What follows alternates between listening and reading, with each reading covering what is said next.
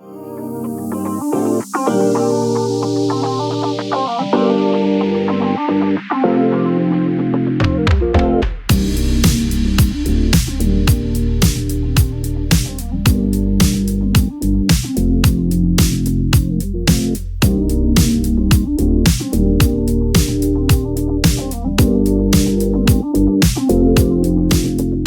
back to Raise 'Em Up. Here we are in episode 7 of season 5, chapter 7 of the book, Growing With. Again, another Fuller Youth Institute resource by Kara Powell and Stephen Argue. And we turned the corner, as we talked about we were going to, okay? Mm-hmm. So now we're in the final segment of the book, right? Final couple of chapters, and we're talking about... Adulthood, good, right? They're laughing, y'all, because the word that they use is adulting, right? Because they did this faithing, adulting, and withing, withing, right? And so they did adulting, and I kind of like cringe every time I hear that word, just because the way that like social media used it in 5 years ago, like was using it. Oh, I'm adulting.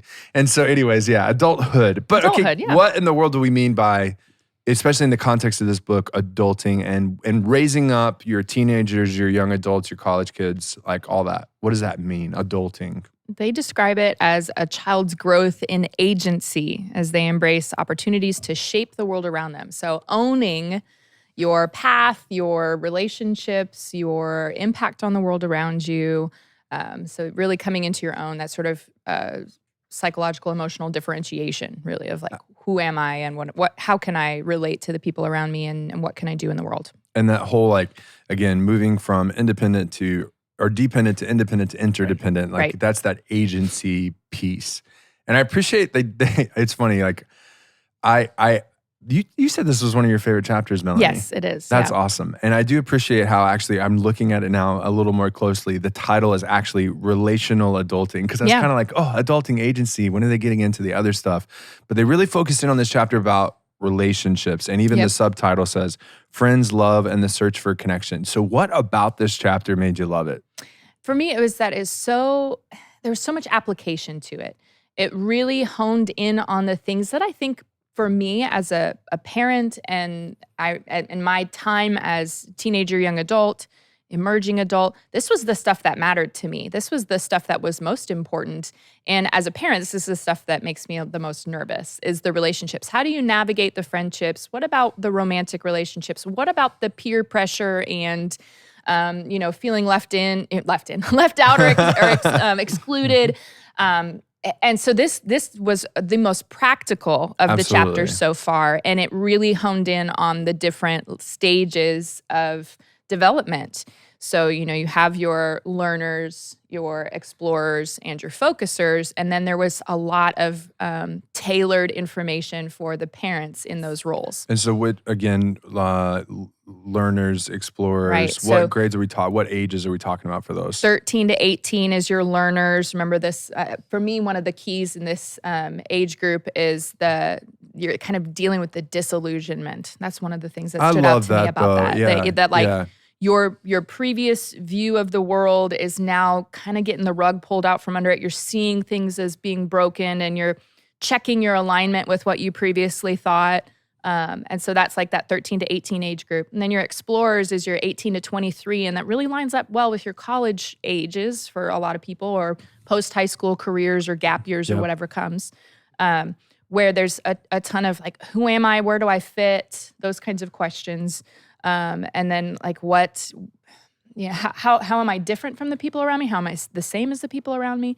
And then finally you get into your focuser stage where you're honed in on the things that are most important to you. You have your goals. You're either super career oriented or hyper focused on relationships, just a little bit more so than you will be later on, because you're trying to establish yourself. Exactly. Brian, you zeroing in. And as you were kind of describing the chapter in full, I want to go ahead and start with is it called a qualifier? Yeah. Sure.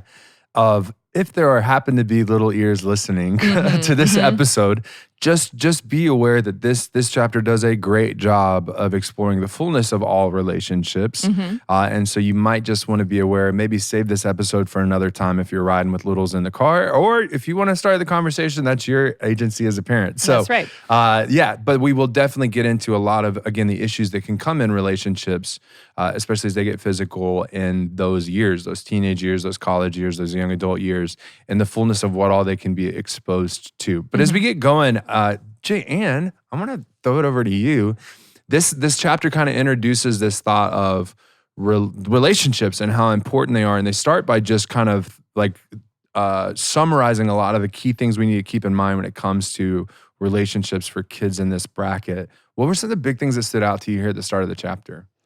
Just how, our kids really are trying to navigate their own relationships, right? As they're growing up, as they're becoming those explorers and those learners, and they're really trying to figure out where they fit, and that there are stresses that come with that. There are, what are the stressors? What's happening with my friends at school? What's happening with my parents at home? What am I seeing on social media? And how do those stressors impact my relationships and how I view those? And then, their desire to be in relationship, right? That those affect the way that they interact with us at home and with their peers or their friends. And I like how they kind of talked about how it's not so much peer pressure. It's not all the people they're around. I love that. Yeah, it's the friend influence. It's their close friends, right? The people that they're identifying with or that they're hanging out with, that they see themselves more like, that those are the people that are influencing them. And I appreciated it really exploring like the thing when your kid says to you, everyone's doing it. Yeah. What they mean is everyone who's important in their life, everyone who are their friends in that circle. Right. Because I also appreciate it along the way, and we'll get into it, especially in the learner stage though, the percentages that they gave to us. So just the reality of what's actually happening, even though the whole conversation of reality is perception, right? Yeah. So perception is reality. So what your kid feels everyone is doing, it still means something. There's still something important to talk about. But keep in mind, that's actually not reality, but let that de-stress you a little bit and know that your kid's safer than you think they are, but also recognize this is still a heavy thing for the moment with them. Yeah. You mentioned technology, okay? So I was actually, as I was reading this chapter, I was thinking about you too. So y'all have had kids in the digital learner age, stage and moving up and things like that. And so I kind of came in, I grew up on the end of, or the beginning of the digital age. So like we didn't have the smartphone when I was in high school, but we did in college. So like it kind of, that piece where it was talking about, well, and it's so funny though, because as I look at Uma, I'm like, Uma's more of a digital native than I am most of the time. And at the same time, it's weird because there's some things that you're more of a digital native and there's some things where I'm like, how do you not know this, right?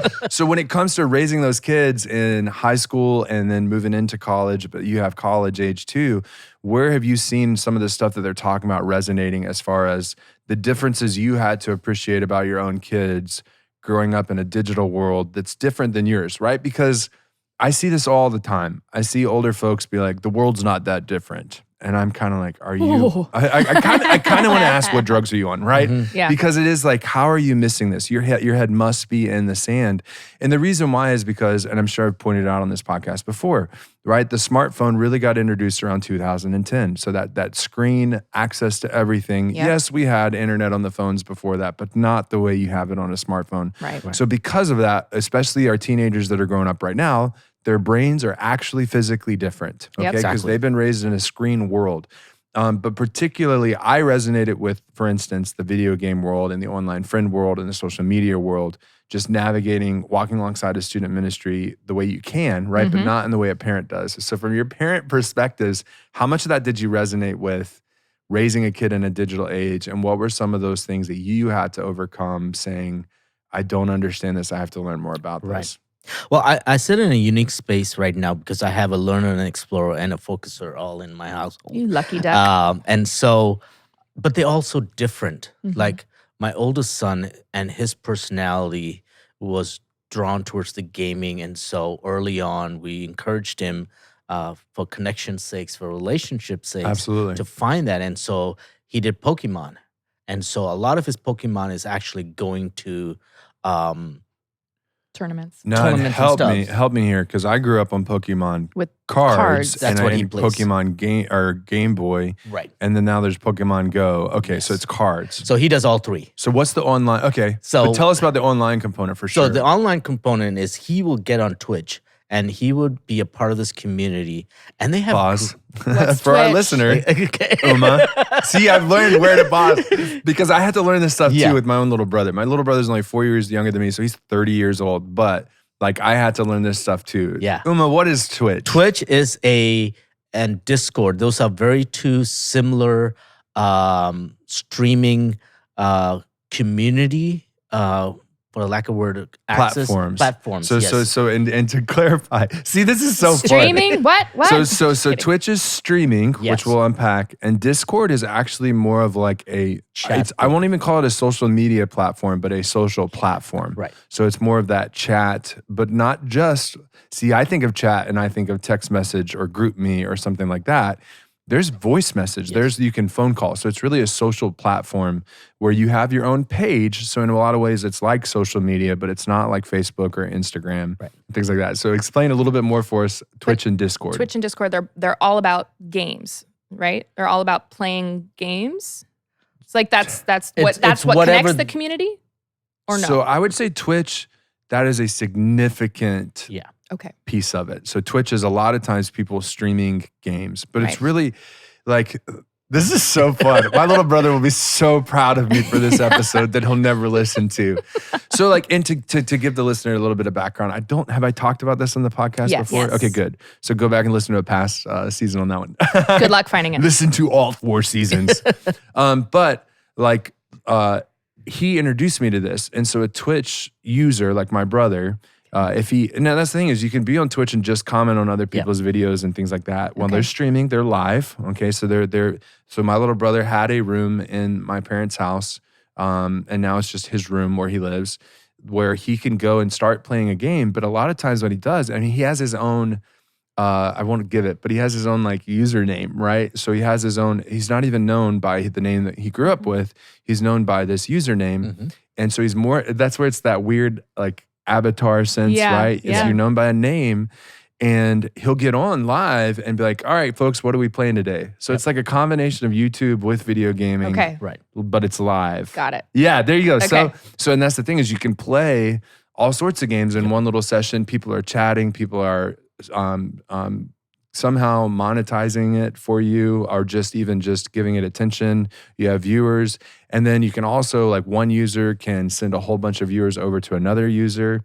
Now, and I give all those details, which we could very well say, why in the world are you giving all those details on a chapter about adulting and relationships? Uma, why am I giving all those details? It's about relationship.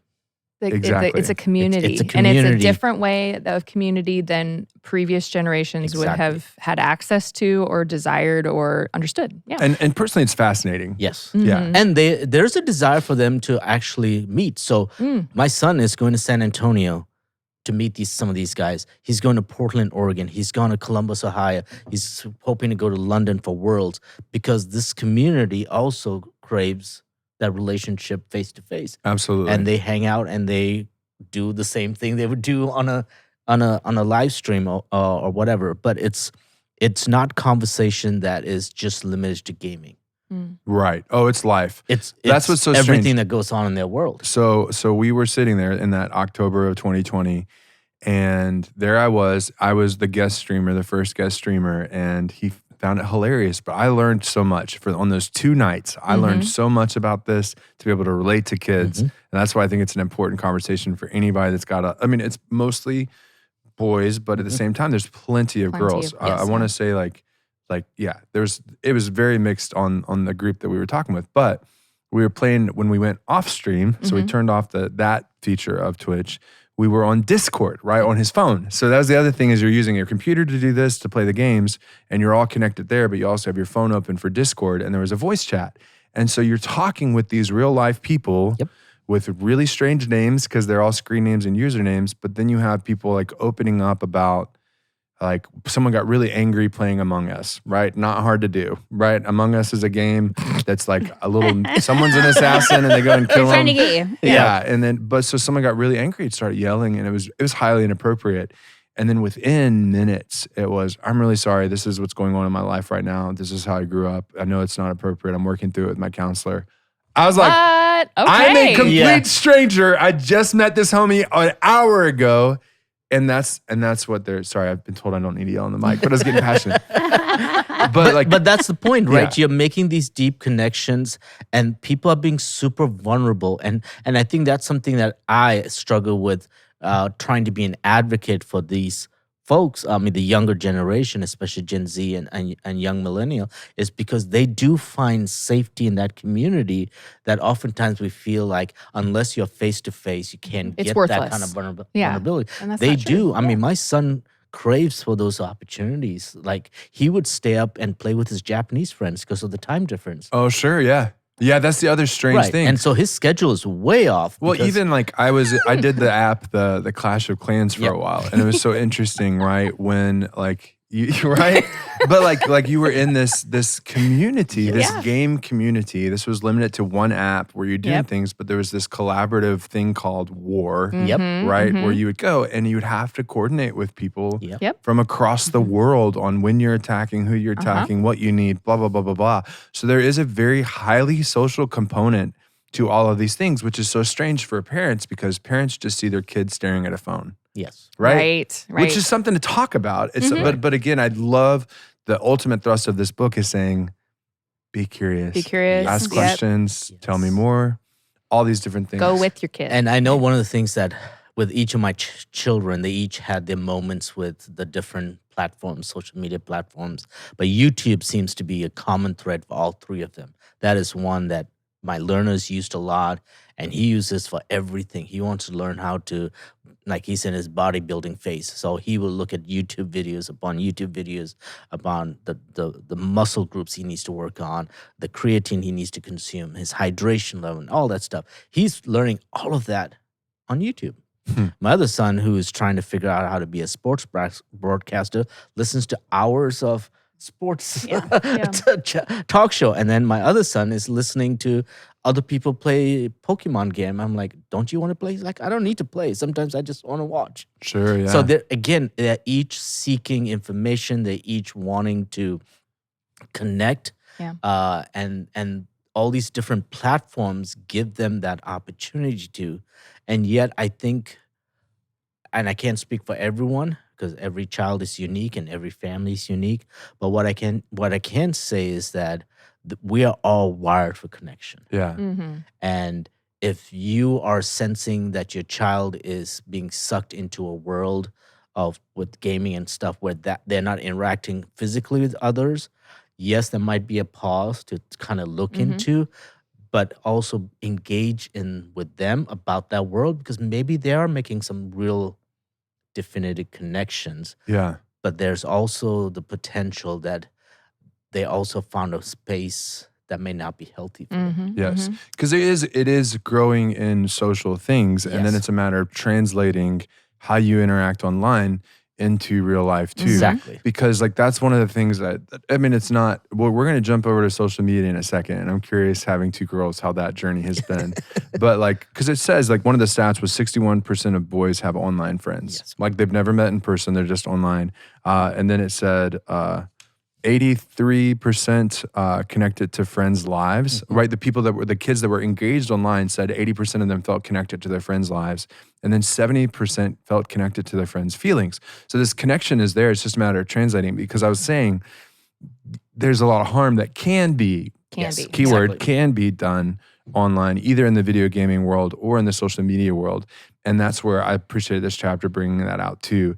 And so when I say can be too, in the video gaming world at least, I've learned there's a whole lot of language used Oh, that yes. you would never use in front of your grandma, right? Right. Unless your grandma taught you those words. But like, We had to learn that the tough way. yeah. And it was one of those, okay, let's talk about how, and there's, I still go back to my first summer here as student ministry pastor, and I was going to be away for a week seeing family. So our event that week was watching a movie, and I felt so proud. We were going to do Captain America Civil War, one of the best Marvel movies out there. but I previewed it before I left and then realized how much cussing was in it. And I was like, oh, I'm going to get it as the first year newbie pastor. What are you doing making my kids watch these things? But it turned into a learning opportunity, right? So being able to say, hey, parents, I emailed before the event. I said, just know there's a lot of cussing in this movie. I apologize. I didn't look into it beforehand, but consider this as an opportunity either to hold your kid back so you don't want them watching that, or two, when you drive home, ask these questions. How did it feel hearing those words in church? Like, how did it feel? Why was it different there than it is in the hallway or on video games and things like that? Social media, JN, what's this been like walking the world with digital natives in the social media world? So my older daughter's been on like the Instagram and stuff like that for a while. And she uses it to connect with her volleyball friends that have moved off. Sure. Right. So she uses it more kind of like I do. Kind of like to for Facebook. Stay, That's the way my mom did too. My people. mom moved all over as a kid. And so she's loved Facebook for being able to reconnect because as a kid growing up without it, you just said goodbye to these people and never saw them ever again. Yeah. And now there's a new opportunity. So thanks for bringing it up. She really does use it like that. We do have to have discussions sometimes about the pictures that are posted and the content of the pictures and whether they're appropriate or not. I think she generally brings this stuff to me and is like, can you believe so-and-so put this on there? Right. I'm like, no, I can't. Let's talk about that. And let's talk about, my younger daughter has just gotten onto like Instagram and stuff. So we'll see how she uses it. Well, so when you look at these stats of the learner in this stage, right? So I wrote down a lot of these because they stood out to me. 88% believe people share too much. So yes. Like your oldest. 40% feel pressure to post. I thought that was really interesting, right? Because I feel like I remember that. Yeah. Like especially when things first came out, I remember feeling that way. And then now I've certainly gotten to the point in the last 3 or 4 years that I'm like, I don't want to post anything. Yeah. Right? I'm just going to see what everybody else posts. Yeah. I'm happy to, I will get updated just like everyone else, but I put the limits on my phone so that I can't scroll forever and things like that. This is my paraphrase of what it said, but 21% feel worse after scrolling. So after spending time on social media, they feel worse about their own lives. It's 21%. So right again, that was lower than I thought it would be. Yeah. That gave me a little bit of hope. And then 68% have experienced online drama is again my paraphrase of it. Gosh. So some sort of unfriending or blah, blah, blah, blah, blah. So these are all things parents are going to have to navigate with a learner. So again, think of a junior higher into high school, someone navigating that digital world. These are different pieces you're going to have to talk about. And again, it's so funny, right? The podcast that started podcast here was Let's Talk About It. And it's kind of like, that could be a subtitle of Raise 'Em Up. Yeah. Oh, yeah. Because the big premise, the big push of this chapter is have the conversations, ask the questions. Yep. And a lot of times we've seen that in past seasons too. That's really the heart of this whole, we're wired for connection. It's going to start with conversations. And conversations, not lectures. Yes. Well, and that's it. And that's, I think you walk this fine line, especially, and I don't know how it is with boys. I have 2 daughters, right? And it's always like, Mom, just back off a little bit because they really are wanting to become more independent. So it's like looking for those opportunities to have good conversations instead of constantly being that lecturing, but knowing, hey, we do need to have these tough conversations. So it's this fine line of, I don't want to be the hounding crazy mama, but we do need to have some conversations. And so I'm constantly trying to listen when things come up so that we can. And I think that's key to your role as a parent in the lives of your students or your children.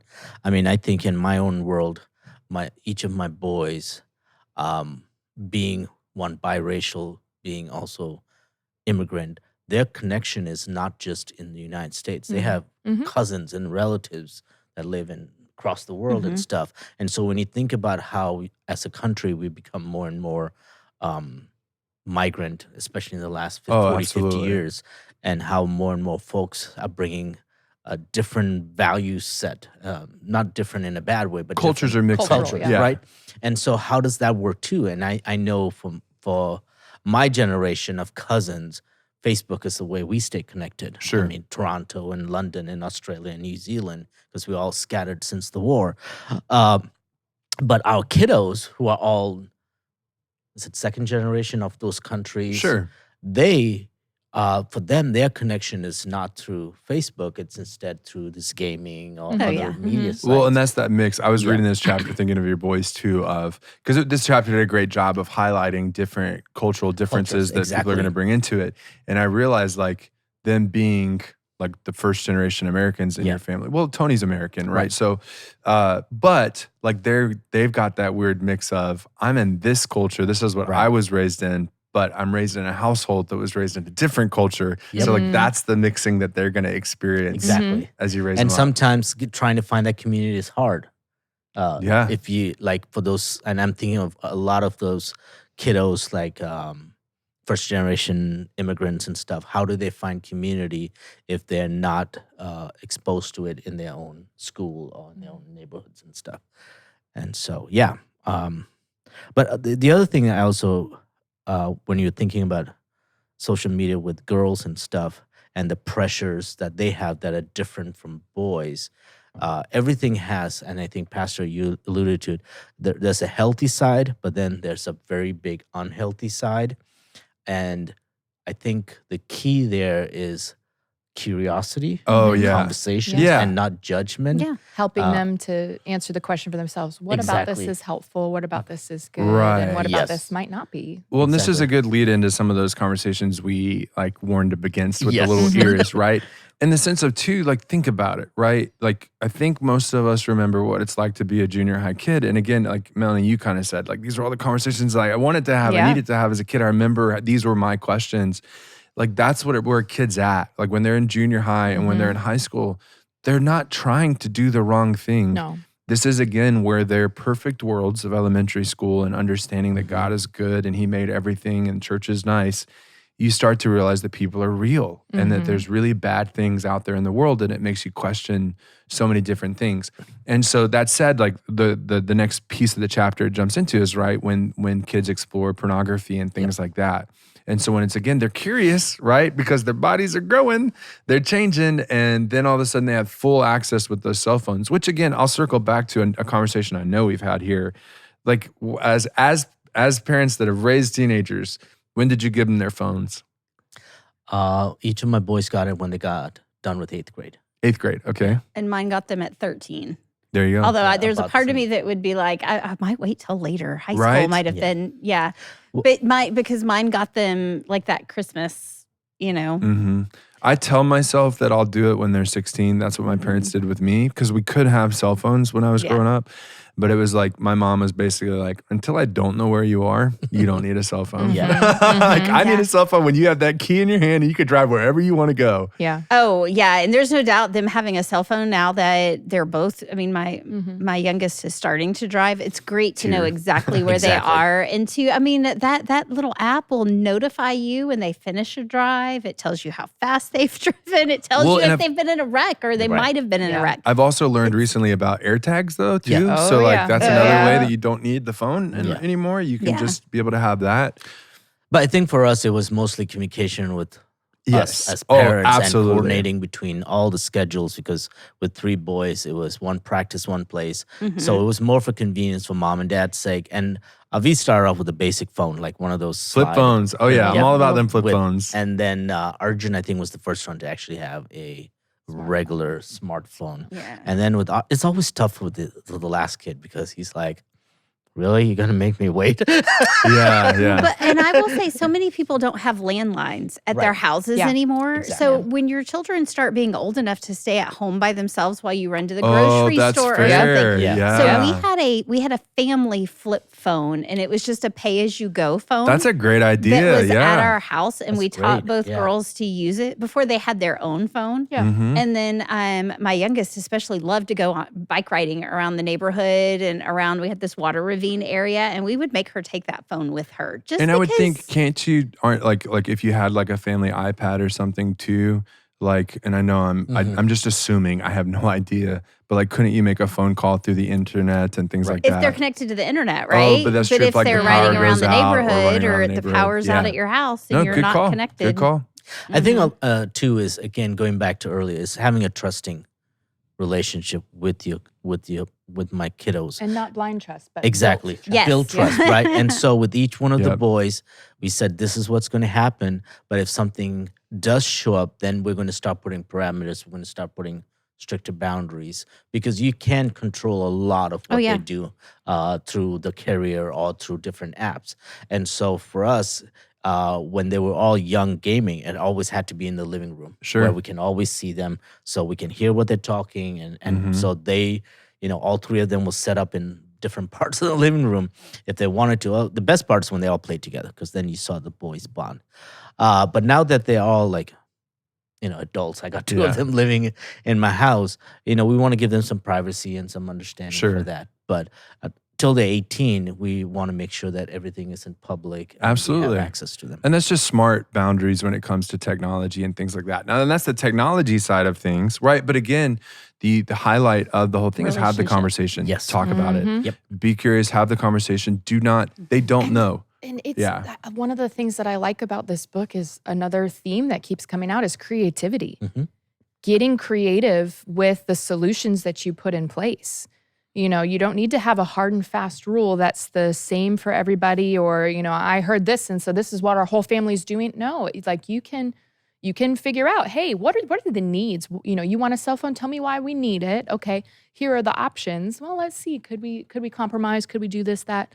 You have the freedom, and you're going to need to, and you should tailor it to your kids and their stages and what they need and what you need. Right.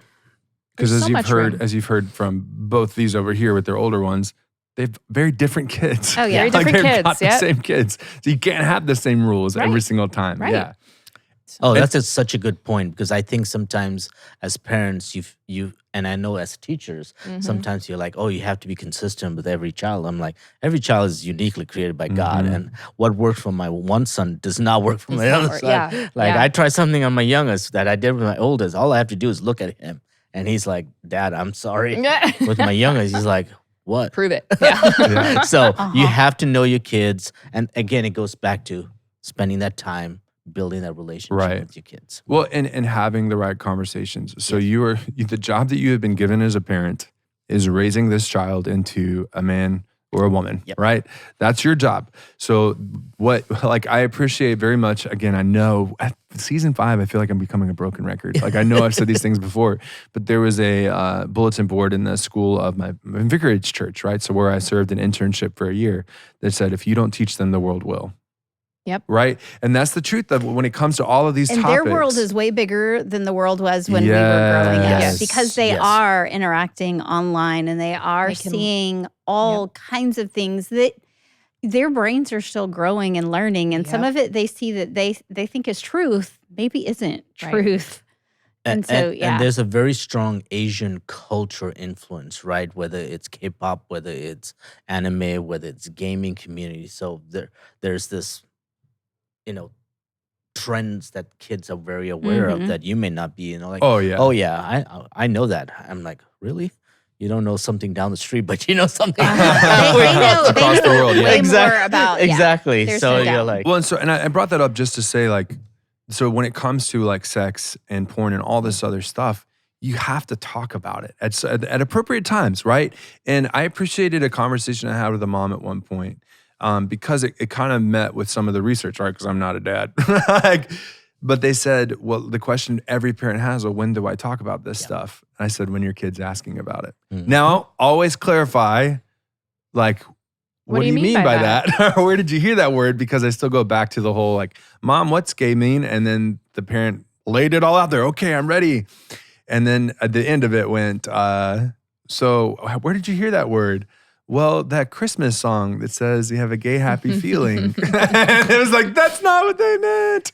Yeah. Yeah. So Well- always clarify where are they hearing these things before you even start to answer. And the Yeah. talking, it doesn't happen once, right? Yes. Like Oh, when they yeah. were I talking about loved the that. sex talk, right? It's the not sex the talk sex is not talk. a talk. It is many talk. It's talks. conversations. Ongoing conversation. Yeah, it has to be, you have to normalize those conversations by having them when needed Anytime, any But- place. and not always in the same place, right? Yes, exactly. But I having appreciate them, it. and No, not tell us just about that, this- Jan. Like, so that was huge, I think, because I was talking about normalizing topics for your kids to Yeah. talk with you about. So putting it in different places helped. What was that conversation in the book? Yeah, so she was just saying, sometimes they would talk about it when they're going to bed at night and we have a conversation, or maybe when we're driving in the car. We're having a conversation in the living room. Yep. We're having a conversation so that it's In not the kitchen, yeah. oh no, we're in this place, mom and dad are going to hit me with this topic, or that I can't talk about this topic all the time with my parents. Right. If this topic is always available for conversation anywhere and everywhere, but it's not just sex, right? It could be the technology. Oh, It yeah. could be your friends. It could Friend be drama. your, But I feel like, substances, especially when it whatever. comes to the sex topic, though, like that's the one that, like, I mean, I still remember vividly, like a student that was new to student ministry for us, but standing up and saying, the church never talks about this stuff. And I was like, well, I'm going to push back because, like, when these seniors were seventh graders, I remember having the Sixth Commandment talk with them and things like that. And all that said, though, like the church has that reputation, but Christians, right, is what I mean by that. Not just professional church, but like Christians have this, I'm not allowed to talk about sex because sex is bad and sex is like a taboo topic and I should just know what I'm supposed to do. Well, I think it's more than that, though. I think Okay. it's more we're scared to talk about it because if we talk about it, then they're going to think Oh, that about was it and they're good. going to do it. There was a stat here. I Yeah. love this. 95% of parents are adept at having the conversations, but 36% Yeah. actually are. I love that. Yeah, because you're So scared. you're If ready- I talk to them yeah. about it, then it's going to be on their minds and they're going to be more apt to do it, right? Yeah. And I I feel think like I there's have that- to say it in just the right way, or I can't give them too much information, Yeah. or I need to give them more information. And, so I think it's that fear second factor. guess yourself. My first or second year here, I remember very vividly in a small group leader prep meeting before we went off to junior crew. I used the word lesbian in one of my scenarios. Like a friend says this, what do you say? That kind of a thing. And a parent of a seventh grader raised their hand and said, are you sure you want to use this word? What if they don't know what it means? And I said, your kids in seventh grade, they know what it means. Like, or at least they've heard it. You Yeah. know? So all that said about like wait until your kids are asking the questions, I'm going to tell you there's certain points where you need to have the conversation. So that's where I appreciate in our community, right? 4th, 5th, and 6th grade, we have My Body, God's Gift, which is just talking about how their Puberty. bodies are going to grow. It's just talking about puberty. It's not delving into sexual conversations or anything like that, other than personal, right? But then, like parents, as you're going through, by the time they're in 7th grade, you can start breaching subjects. Oh, I think before that. Honestly, Yeah. yeah. Especially when it comes to the internet access your kids have. The exposure to pornography happens younger and younger and younger. Oh, absolutely. It's free. It's like 4th It's grade out usually. there. Yeah. Yeah. And so you have to talk about that because Yeah. you've got minds that don't know how to handle it. And you've got minds that are particularly susceptible to being rewired. And so the effects that it has on young brains and their inability to recognize that it's not helpful and what it could be doing is all. And then the fact that the way the internet works to trap people in, it works on Right. your kids. It keeps pushing the It same keeps pushing the stuff. same Yeah. stuff. And so their natural curiosity is going to end up compounding what the internet's pushing toward them. And it's just, you And have they to don't talk have to about it. look for it. They It's don't. Oh, And they're yeah. not You going don't to, ha- right? They don't Like, have to. Well, There's there's that curiosity, right? So there's that. When we were younger, if you wanted to know something, you had to ask somebody. Sure, yeah. Or you had to go to the Go find a library book, and yeah. find a book or whatever. Now it's you ask Alexa in your kitchen Oh, yeah. to Usually, find though- it for you, or you Google. I Yeah. mean, any Mhm. little thing that you want to know. Like Sure. we're having a conversation, and it's, oh well, is so and so even alive anymore? I don't know. Alexa, hey, Yeah. is so and so alive? Right. So our kids are so used to being able to go to Google and ask questions. Well, they can that's ask a natural any place. of their Sure, questions. Sure. Yeah. And Right? and yes, that's fair. I guess what I Yeah. just meant was that their first exposure is usually not Oh. one of curiosity. It's Yeah, one of it just accidental shows. exposure. Yes. Yeah. Yeah. Well, and that's where again, it's important to have the conversation. Like at a certain age, like you can talk about what these things mean because they need to know these things. They need to be equipped with what is out there in this world. But again, even when your kid stumbles upon something, it is super important not to jump into alarmed mode, not to jump in that. Be like, all right, you found that. Let's talk about that. You know, find some way. And I appreciate it because a little bit later in the chapter where it got into like if a kid identifies as LGBTQ, right? One of the first steps is parents, you go through your own grieving process of what just happened. And I think that's what's true about this subject for parents too, is your first instinct is going to be to grieve, right? When your kid's innocence is broken because they've seen something or been involved in something, your first gut instinct is somehow I failed. I have not preserved their innocence. And I'm like, friends, you live in a fallen and a broken world. Your kid is going to stumble into things that are going to break their innocence at some point, right? And be ready for that. And I don't love that. God doesn't love that. That's why he's done something about it. But that's where it's like, okay, let's walk together. Let's go back to some of the illustrations we've heard, right? Let's sit on the curb together. Let's be that wall for our kids. Let's be an open, safe space. And if you jump into alarmed mode or you shouldn't have looked at that, a lot of times, I would tell you probably 95% of the time, it's not their fault why they've jumped into it in the first place or why they found themselves in this situation. So try and walk in with that very safe generosity of saying, tell me about it. Where are you at? What's going on? Because you really are that coach. I kind of like hate that they call each one like teacher, guide, and resourcer, because I'm like, that guide mentality is kind of the good mantra for a parent in all three of these stages, right? Sure. So any more to add to that before you I would love to jump into like the teacher ideas, right? Because we're in that stage of high school, but then we could get teacher ideas before we jump into I just wanted to add one more thing in regards to just the conversation with students and stuff. Also understand the cultural background within your own family and where you're from. I think I read here like, the East Coast versus West Coast and South, and how things are talked about and approached from a culture, not just in your own home, but also within your community, and how some of these topics can be addressed. Because, coming from Portland, where there's a bigger population of LGBTQ plus community, versus if you're raising a child here, where there might not be that much conversations about something like that. Just be aware of where you're from and all that stuff. It's not just one easy answer. There's multiple layers that you need to navigate. Yeah, to learn and navigate your own communities that you're in and things like that. Yeah. Which, like, on a more trivial note, like we kind of joked before the podcast even began about the sex topic. I was like, if your kid's listening to country music by 7th grade, you should be talking about sex, because that's all there is, right? Yeah. Every time I go on a road trip and I'm in charge, I have a kid in charge of the radio, I'm always like, skip that one. That's about because same thing is true with alcohol and drugs, right? So the learner stage is a great opportunity to talk about alcohol and drugs.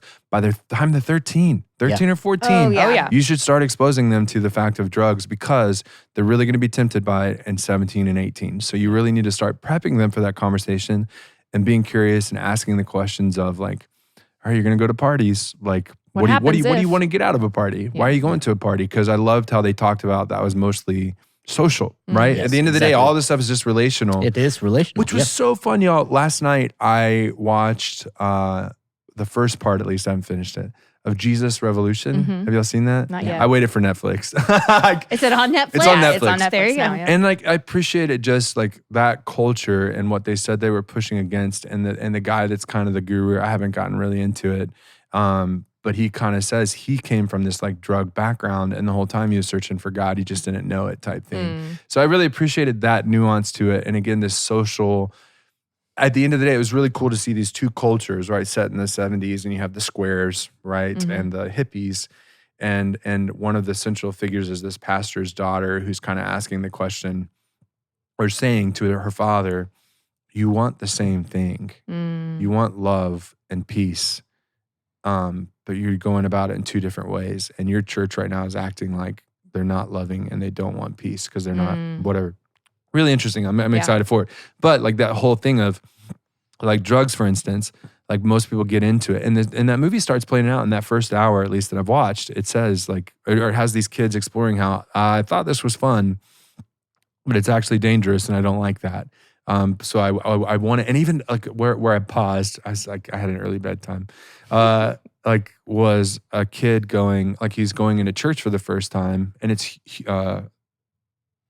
Greg Glory. Yeah. Greg Glory is the boy, like he's now a famous pastor on the West Coast, but he's the boy, and he's going, I don't want to go. I felt safe. Last time I felt that was pretty much drugs, and I don't want this to be another thing that goes away, right? So it's cool to talk about that with your kid too, right? So what are you really looking at when you go to a party? What are you wanting? How are you going to protect yourself? I loved this is in the teacher ideas. The code word. Tell me I need to come home. Yeah. Like having a system with your kid to say like, hey, if you find yourself in a situation where you don't want to be there anymore, call me and this is the situation. You have to come home. This is the situation. Hey mom, I was just checking. Like I wanted to stay a little bit longer than we talked about. And that's my code for I need to come home. Yeah. And tell me I need to come home. Let me be the bad guy as the parent. I love that so much. I always tell my daughters that. I'm like, I will be the bad guy. Yeah. If you are uncomfortable or all you got to do is find a way to tell me. And they had a code word. I'm like, oh, we need a code word. Yeah. We need a code. So they could just text me that code and then I can call and you can call or whatever it is. Yeah. And be like, hey, it's time to come home or Yep.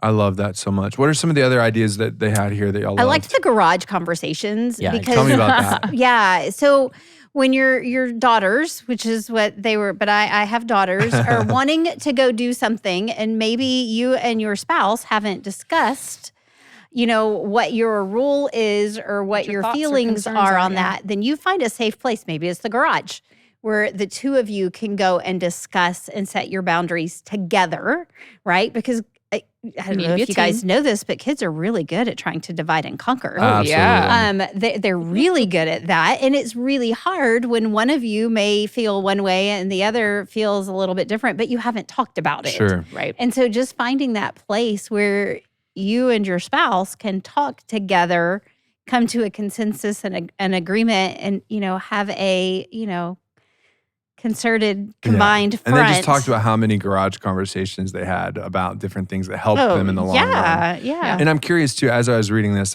because they've done such a great job of doing these little side notes for people that don't fit into those categories. I was kind of like, what would my advice be for someone in a single parent situation too?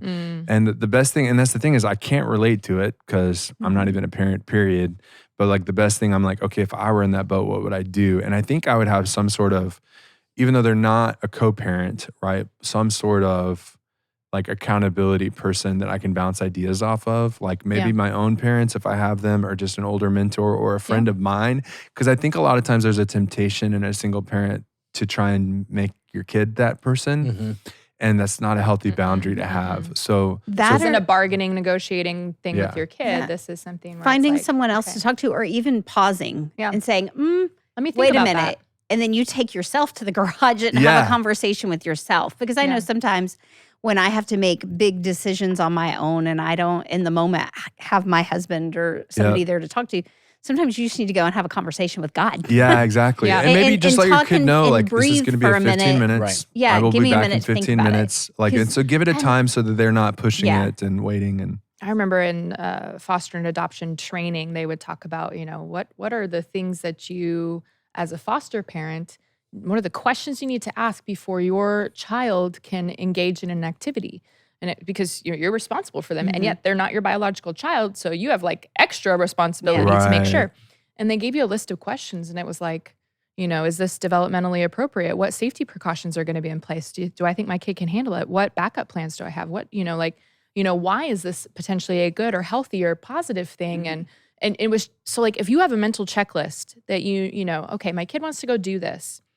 Who's going to be there? How can I communicate with you?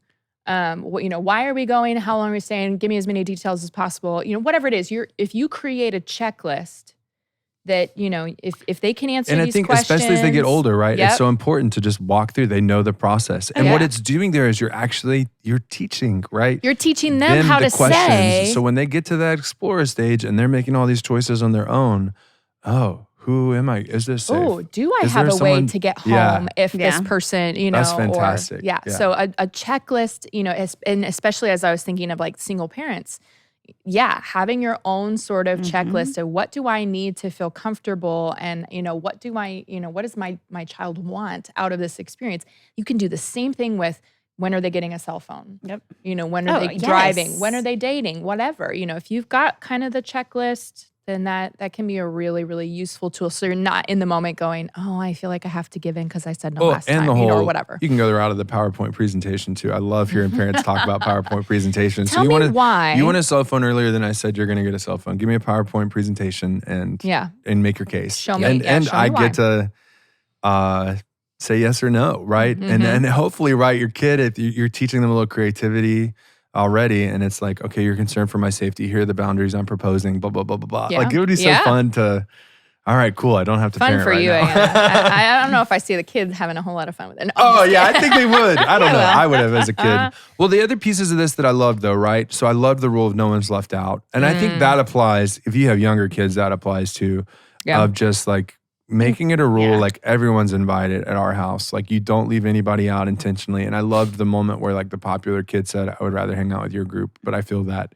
friend pressure or whatever. Yeah. I like the kid space in full fridge. Yes. Tell us about that. Yeah. So having that space at your house for the kids to come meet, because, kids are going to want to gather somewhere. Yeah. Where are they going to gather? Are they going to be comfortable gathering at your house, or are they going to go somewhere else, right? But if you have a space at your house, and I love that she talked about how you don't have to have a huge house that has a game room.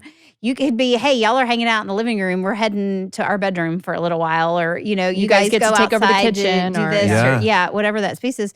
But then having the food there for them, y'all, snacks and drinks. I have learned that's how Jesus operated. Have snacks and drinks at my house. Exactly. He provided the food, and everybody came. My older daughter, she's got friends that will come in and they head straight to the pantry. I mean, like they know there are snacks there. And this goes back to spiritually vibrant home, the open doors, right? And what this communicates isn't just, this isn't just a way for you to like control things. No, this communicates to your child that you value their friends and you see their needs and you want to provide a space for their friends, for their relationships, and that you care, you're invested. And you get to craft for them the reality that you can have social interactions without all the stuff that kids are sneaking away to do. Yes. Right? So find other ways to have fun, other ways to have conversations. In a lot of ways, Uma, that's what you created with Yacht Club. Right? Is there's a place on Wednesday nights that is safe for them to come and just hang out and be and play spike ball, no agenda, have snacks, have food, like things like that, because they really are just nonstop food consumers. And to add to your point too, I think also knowing your kiddo's personality. So my oldest son has hardly ever brought a friend home. Oh yeah, my youngest too. Yeah. Right. Because that's not what they do. They go to a Pokemon tournament. That's where he meets them. So they don't go to people's homes. They just go to a space. My middle, on the other hand, he's got given the house code to 5 of his friends. Yep. They just come in and they go right into the garage, grab their drink. They go into the, we have a cereal box with Will Argo's name on it because Will comes every day and has cereal and stuff like that, right? So there's such a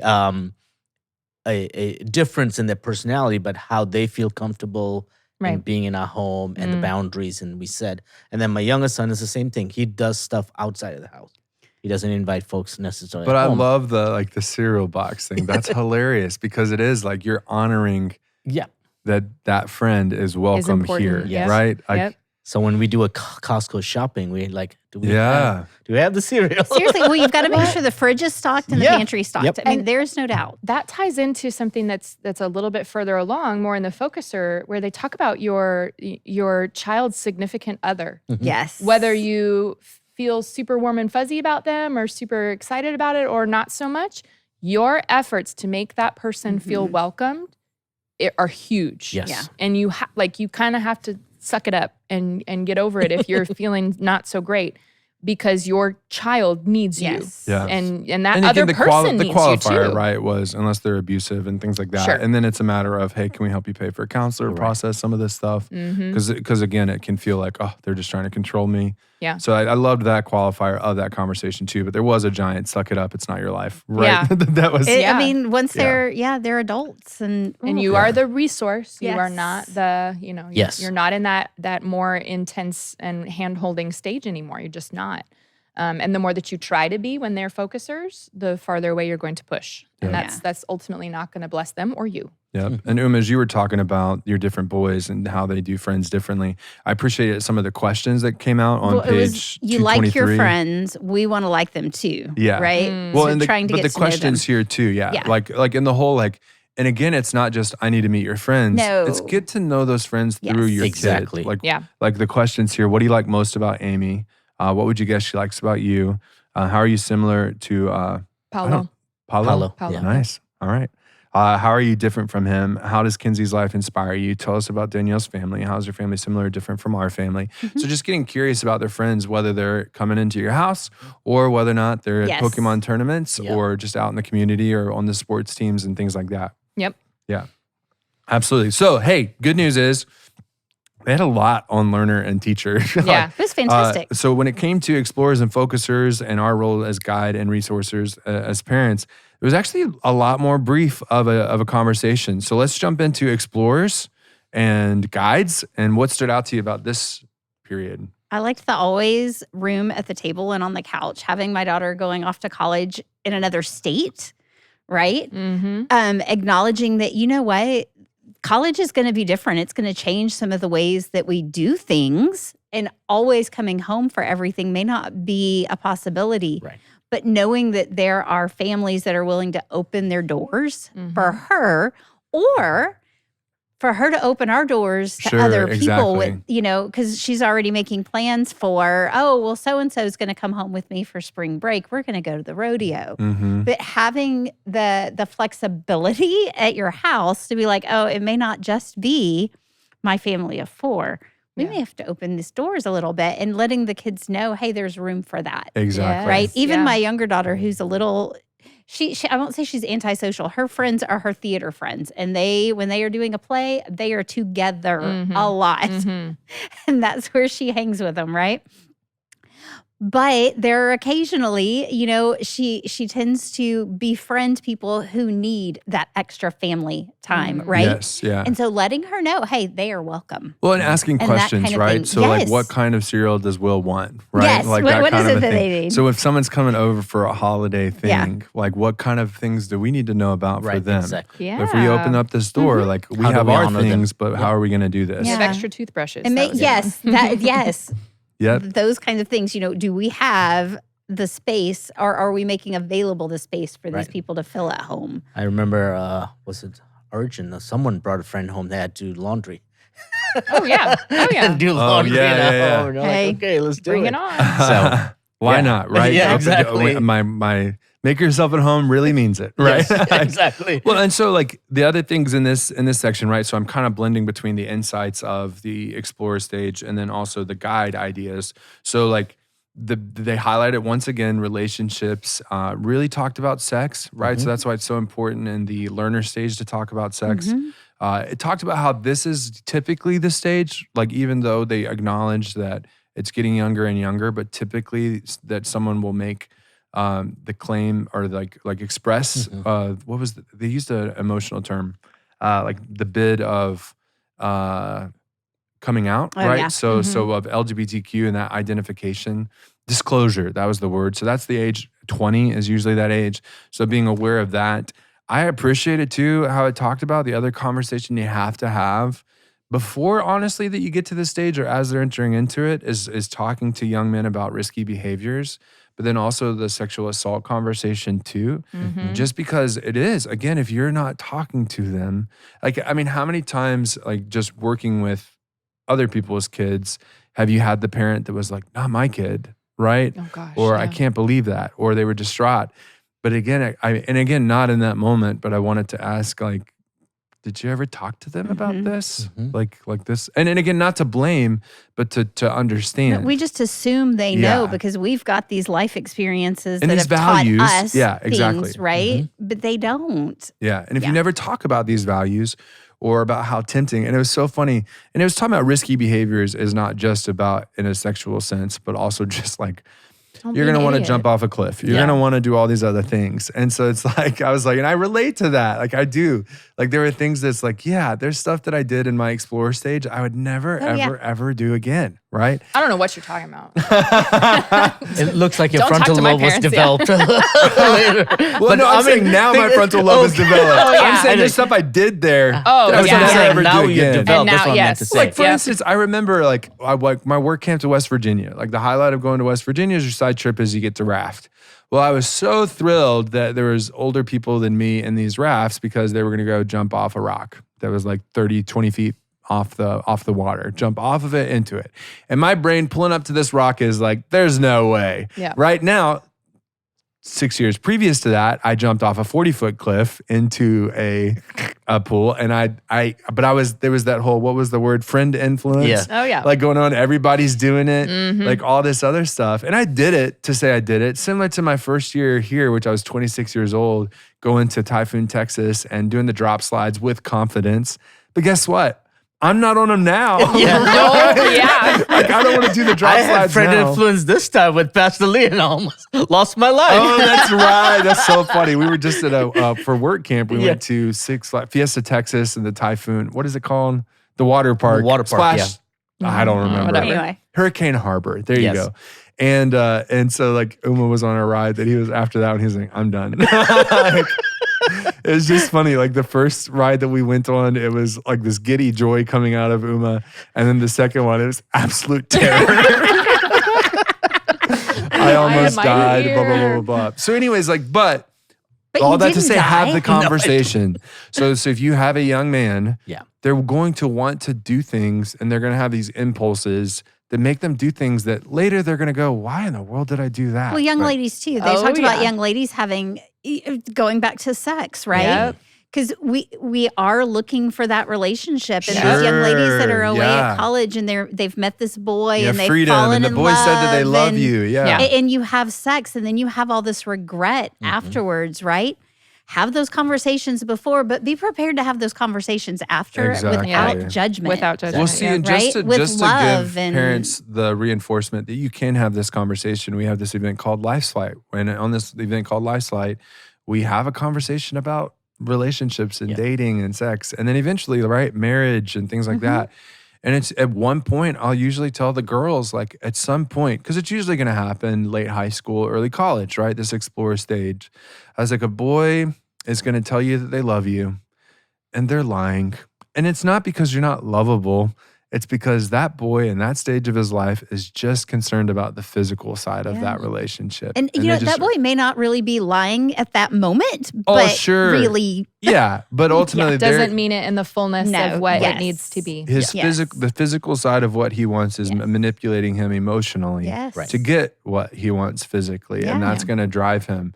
And so it's good to talk about the boundaries. Like, Yeah. what do you want in a relationship? What are you looking for? So in this explorer stage, it's really important to just have the conversation, because if you don't have the conversation, then your child's friends are going to be the ones that they have that conversation with. And guess what? That is the blind leading the blind. Well, and you've got Yeah. social media and you've got TV telling kids, oh, it's great and it's fantastic. And, you know, you've got those stupid reality shows where Oh, yeah. they're going off to islands to do all their Yep. crazy stuff, and they're watching all of this and Oh, seeing, straight up. I was at a national youth gathering where we had like this suite, and all these girls wanted to watch The Bachelorette. All these high school Yes. girls. It makes me. And like maybe not even 5 minutes, like 3 minutes, they're like, no, Pastor Lee, let us.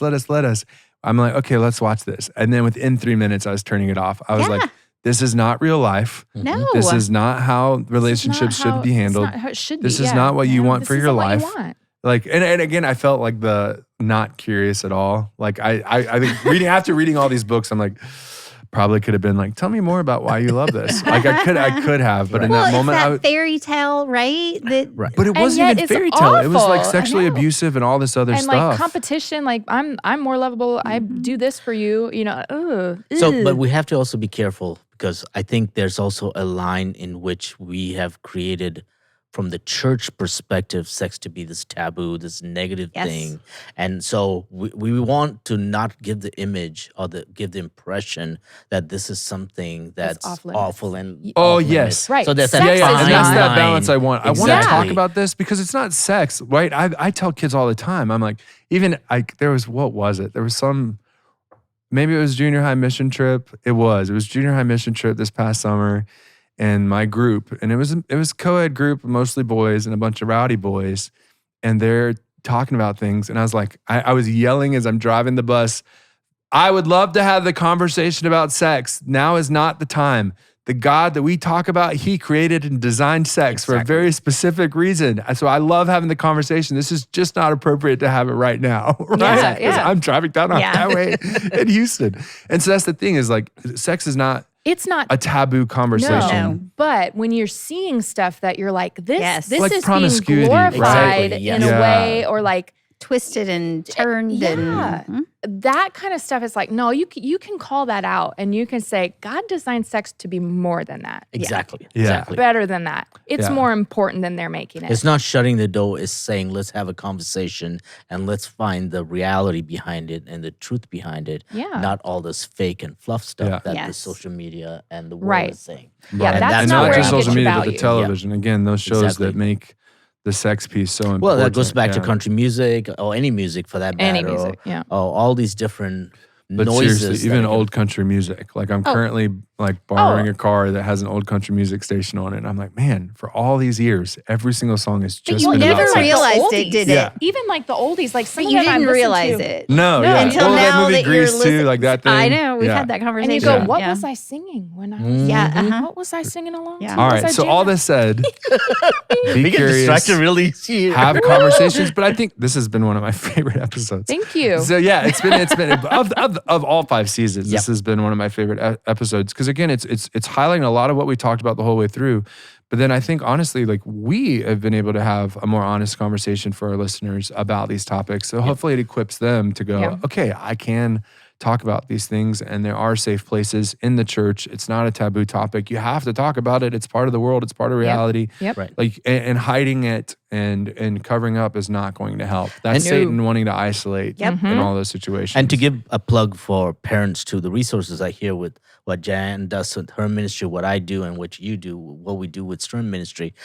I mean, along with the books that we're and the podcast and everything, continue to have conversation with us too, because we would be eager to share. Absolutely. Check in with the However people God at your has you church. plugged in. Yep. Yeah. This is the kind of conversations that we really do love having. There's just, you can't have these conversations from a pulpit. You can't have them 1 versus 50, like all these things. This is real life though. And this is what Jesus was all about. Like he was not, like seriously, like read the Bible. Like you want to talk about some pretty broken relationships and pitfalls. I know you're not married because you've actually had 5 husbands, and the man you're with right now doesn't have a husband. There you go. Or is not your husband. Yeah. So And guess what? He still loved her. exactly. And then if Jesus is able to, because Jesus sees all, Everything, right? fullness of it. None of it's Yep. hidden, and he still loves you, right? Yep. Ultimately, too, the more we can highlight that, the better. So we tiptoed into explorer stage, but it had even briefer conversations, and it did have a great section for anybody walking through the LGBTQ and the questions to ask and things like that. So get the book, Well, and pick it up the started book, with borrow the book. loving your kids. Yeah. Talk to them. And again, be curious. be Where did there you? with It's kind of them. the whole. We've done this Yeah. before. Genesis 3. Who told you you were naked? Where did you first hear about this? What is like? And again, having the honest conversation about how your kids are physical beings, and how there's just natural reactions to certain things that they're meant to have for marriage, but it doesn't have, or sometimes gets exposed in other ways. Great to tap into somebody there. I want to lean into the focuser side because I don't want to eliminate that. Those were the young adults. It was very brief stuff, right? So we mentioned the getting married and the questions to ask. Yep. But it did talk about this like living together, and it kind of helped expose why people want to live together in their relationships.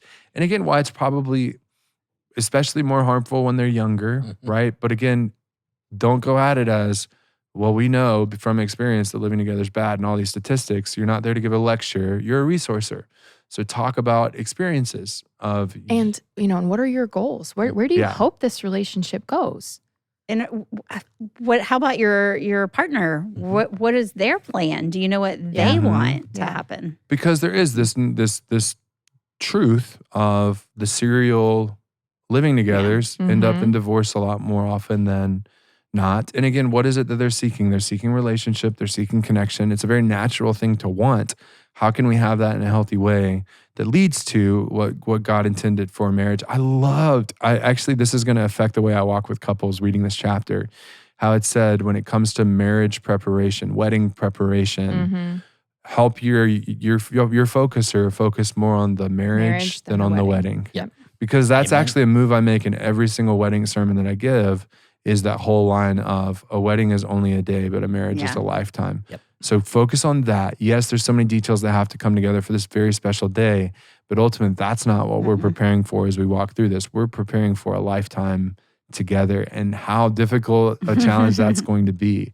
So I loved that. It talked about like debt, right? And the reality of debt, and acknowledging the pressures that kids face now that they didn't have to face 30 years ago. I really appreciated so much of this chapter and this conversation too. Were there any lingering thoughts, especially when it came to those focusers? I feel bad for any parent that was listening, like, I have a focuser, talk about that. I think it was interesting that a lot of what we just covered, especially where my oldest son is all the topics we've already had conversation with. Sure. So it was affirming Yes. in that way, because we did talk about dad and why he's taking a gap year and all that stuff. And we did talk, the conversation with sex and the LGBTQ community, because he's got some friends and how that works in our life, and, having a brother who's gay and all that stuff. So we've had those conversations earlier in some of those instances. Sure, yeah. But it's also keeping that open door policy with our kids and making sure that they are heard and valued. And I think that would be my encouragement wherever you are in your kid's stage. If they're a learner, if they're an explorer, if they're a focuser, continuing to build that relationship. It's like your marriage, right? You got to keep putting the work in.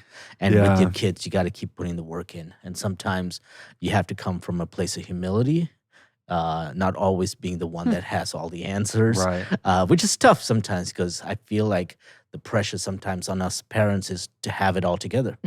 We may not. And that's okay. That's when you take those garage moments and say, let me go find out a little bit more about this. Let me do some research, and I'll come back and we can have a more detailed conversation. And so having those honest and making at least my sons know that dad's not perfect, mom's not perfect.